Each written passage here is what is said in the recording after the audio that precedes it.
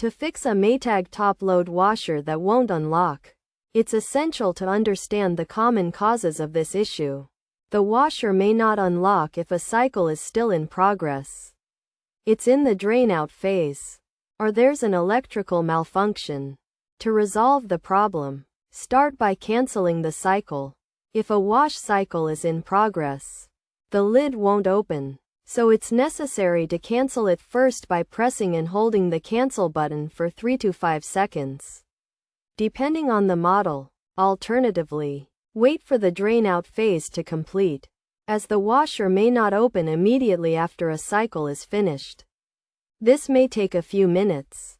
Another possible solution is to power cycle the washer, which can clear any minor electrical faults preventing the door from unlocking.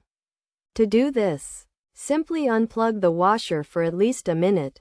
By trying these steps, you should be able to fix a Maytag top-load washer that won't unlock.